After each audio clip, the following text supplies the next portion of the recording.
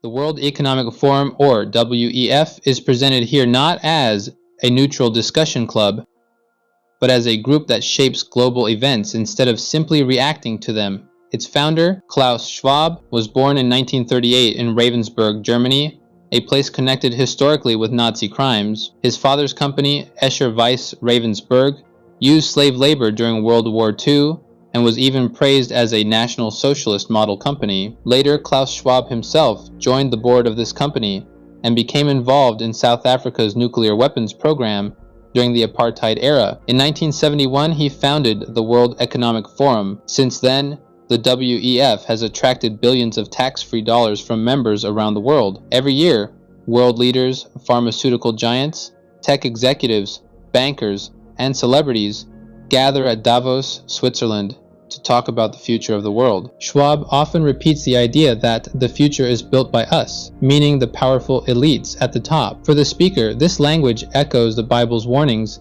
about Babylon and a final global system of tyranny that tries to rule the whole world without God. China as the model for control. Schwab has openly described China as a role model for many countries. In China, tools like the social credit system, digital currency, and digital ID are used to reward or punish citizens based on their behavior. The Pope has also praised aspects of China's social system, especially the idea of the common good, which can be connected to the idea of a Sunday legislation and religious control, possibly being implemented in the future.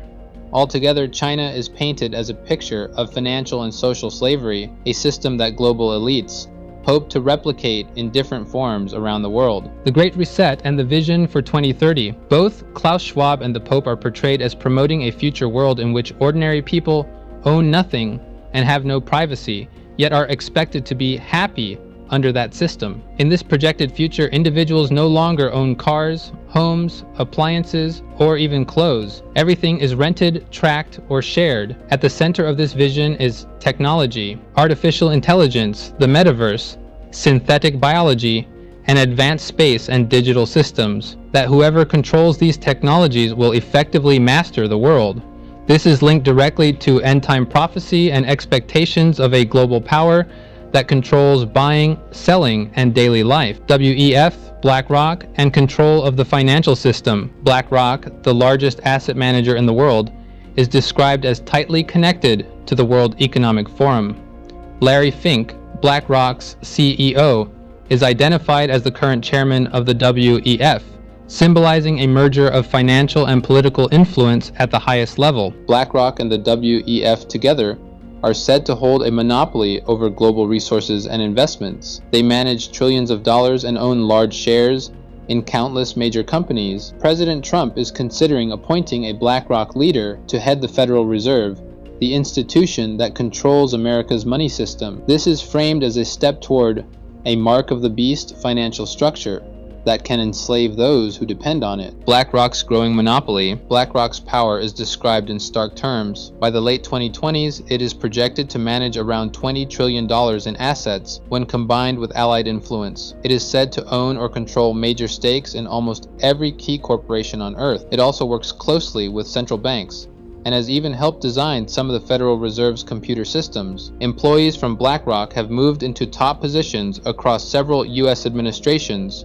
Bush, Obama, and Biden. Because of this deep entanglement with public policy and central banks, Bloomberg has called BlackRock the fourth arm of government. This vast monopoly may be associated with biblical prophecies that describe financial systems and gigantic end-time companies that have the capacity to regulate entire populations. Control of media, pharma, transportation, and food. BlackRock and Vanguard are presented as top shareholders in many of the institutions that shape everyday life. Major media networks like CNBC, Fox, and CNN. Big pharmaceutical firms like Pfizer, Johnson & Johnson, and Moderna. Airlines and transport companies that can enforce travel restrictions. Food and junk food companies that control much of the global diet. During the COVID-19 crisis, these entities are said to have controlled the public narrative and enforced lockdowns and restrictions on buying, selling, traveling, and gathering. That this kind of control will only grow stronger. In the future, those who do not comply may be blocked from basic purchases, travel, or even medical care. Changes at the Federal Reserve. Jerome Powell, the current Federal Reserve Chair, is under investigation and might be forced out. At the same time, President Trump is said to be interviewing BlackRock's Chief Investment Officer, Rick Rieder, for the role of Fed Chair. Rieder has no previous government or Fed leadership experience, but is considered attractive precisely because he is outside the old system. The Federal Reserve is described as an independent institution, not truly controlled by the U.S. government. A digital-only economy and tokenization. Larry Fink promotes the idea of tokenizing all assets and moving toward a fully digital currency world. In this vision, money is held in digital wallets linked to digital IDs. Every financial asset, from your savings to your home, can be tokenized and traded on global digital platforms. The key issue is control. A digital-only system makes it possible to track and limit how money is spent, who may buy or sell, and who can access basic services. The technology itself is not the problem.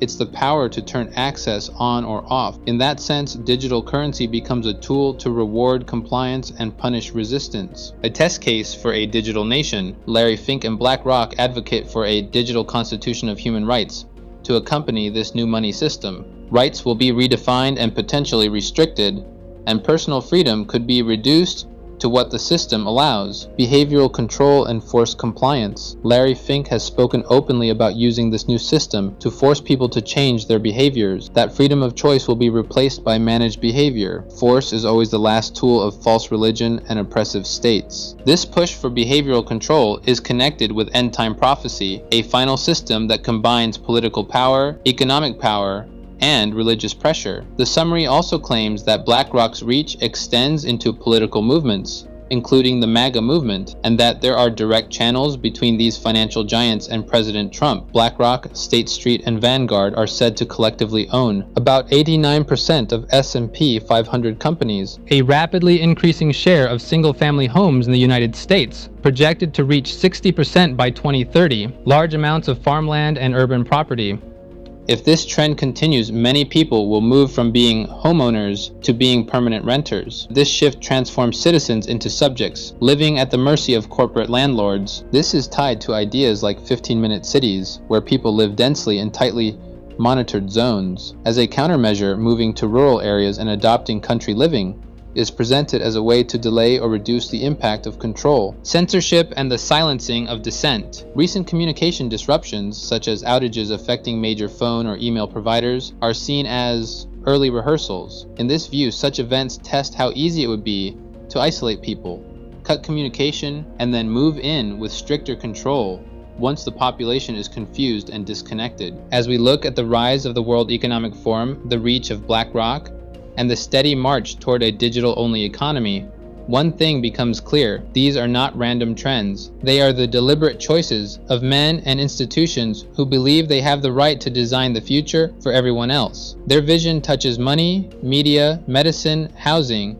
and even the definition of human rights itself. You and I may not sit in Davos or control trillions of dollars, but we are not powerless spectators. We can choose to stay awake instead of being lulled to sleep by promises of safety and convenience. We can study history, understand prophecy, and recognize when progress is really control, dressed up in new language. We can decide where we place our trust, how we use our resources, and which voices we allow to shape our lives. So here is the challenge. Share what you've learned, test it against Scripture, talk about it in your home, your church, and your community. The future they are planning is being built right now, brick by brick. The question is, will you quietly accept it, or will you stand with those who choose truth, freedom, and faith over a managed digital cage? I believe the progress that we have made in the partnership sets us up well for the new world order.